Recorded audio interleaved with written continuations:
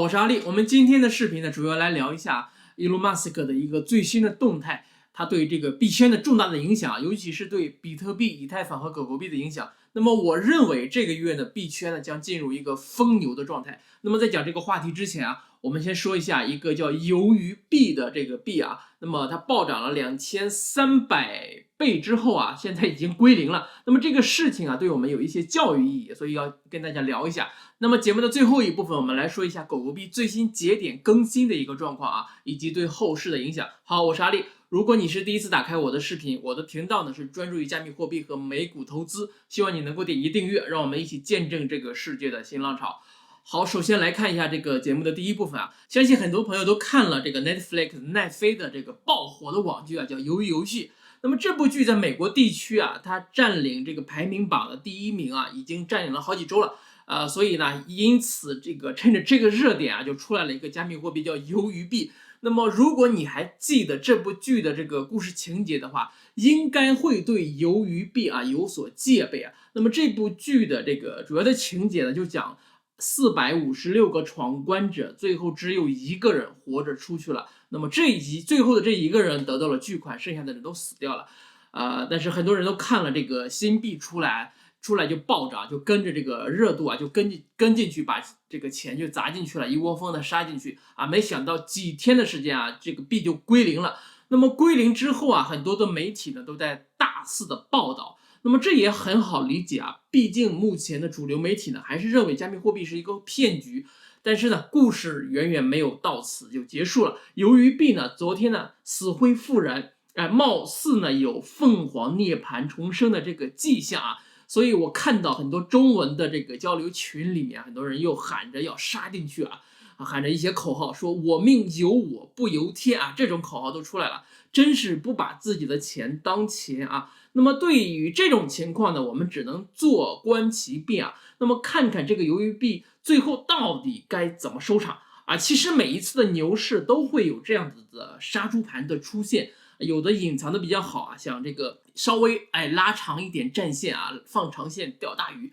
但是呢，有的收割的就比较快，因为这个资金方啊，他害怕偷鸡不成蚀把米，想割韭菜呢，反而被韭菜割了，他们害怕这种情况出现。那么其实这些人啊，就跟广大韭菜呢是玩这个心理的战术。很多朋友都认为啊，我杀进去呢。这个就算他是杀猪盘，怎么着也得坚持个把月，坚持个几个月吧。那没想到这个鱿鱼币的资金方只给你5天的时间，5天一到，干脆的归零，干脆利落。所以说啊，大家一定不能贪图一时的这种暴涨啊，这种不了解的东西啊，尽量的去少碰。好，那么接下来我们来看看伊隆马斯克在本周六的时候发推特宣称呢要卖掉10%的特斯拉股票的这个事情啊，相信很多朋友已经看到这个新闻了。这2天呢也是炒得沸沸扬扬。表面上来看呢，这个马斯克说卖掉股票呢，是因为要配合最新的这种美国所出来的这种富翁的财产税啊。因为马斯克目前呢，他自己呢没有房产，没有收入啊，因为他在这个特斯拉，他没有这个任何的工资的收入，所以说他没办法交税。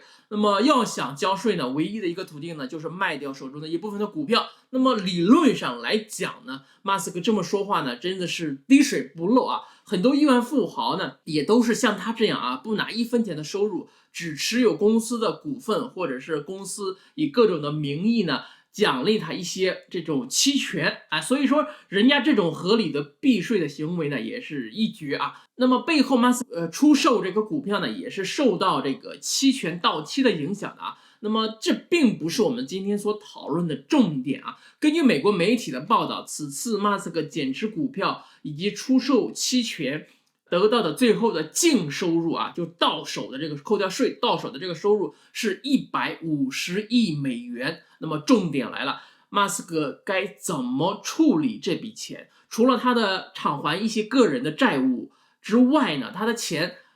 不会在手里面等着贬值吧？那么我认为马斯克不会糊涂到这个地步。那么这些钱呢，给整个市场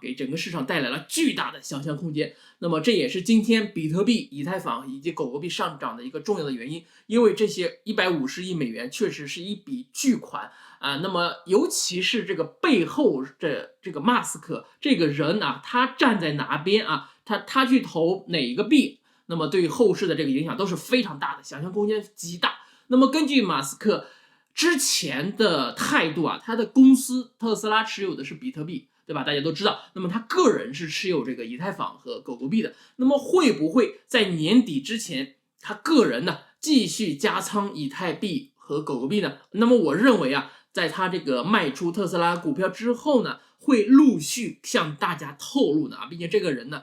嘴巴也挺大的啊，他做什么事情也喜欢说出来。那么说，如果说啊，马斯克没有私心的话，那么他挣出来的所有的钱全部用来帮助全人类去移民火星，那么他也是需要啊有一个很大的杠杆去帮助他去挣这些钱，对吧？那么如果说他有私心的话，那么他手里的这个以太坊和狗狗币，他会不会借此机会就去喊单啊，让自己的这个身价更加进一步的去提高呢？所以说啊，今年的这个美好的结局啊，一定是离不开伊隆马斯克的。那么他今天来连这个推特的名字都改了啊，大家看一下啊，这个他改的这个名字，被这个推特上的网友给这个解读的这个样子啊。那么接下来啊，希望大家都去关注一下这个马斯克的最新的一些动态啊。那么他将会持续的推高整个币圈的这个市场。那么2021年的11月份将是一个不平凡的月份，疯牛的特质呢已经展现出来了。那么接下来啊，大家就持币待涨啊就好了。好，那么我们进入第3个话题啊，狗狗币开发者啊今天发推文说，狗狗币最新的节点的更新啊马上就会完成了，只剩下一些非常细微的工作需要完善一下。那么为什么要专门讲这个事情呢？因为上一次狗狗币节点更新呢是今年的8月20号，当时放出来的版本呢是 1.14.4，现在呢是仅仅隔了3个月的时间就出来了 1.14.5。那么这些节点的更新呢，将大幅度的提高狗狗币转账速度以及降低这个转账的费用。具体提高多少速度和降低多少费用啊，我还没有看到具体的数字。但是呢，这一切呢都是为了将转账速度提高1000倍，将交易的费用呢降低100倍这个终极目标去的。那么这个目标的终点站到底是哪里呢？当然了，就是这个世界货币。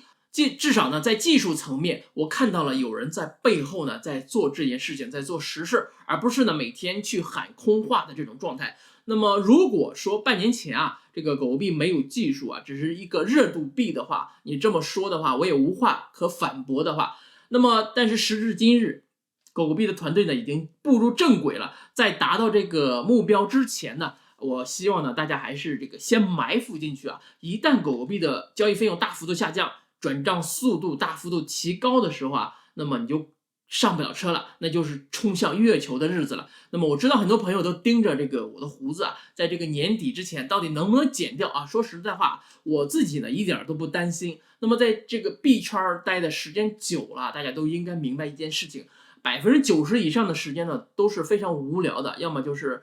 横盘，要么就是下跌。真正上涨的时间呢，它不会超过10%，而在大涨到来之前呢，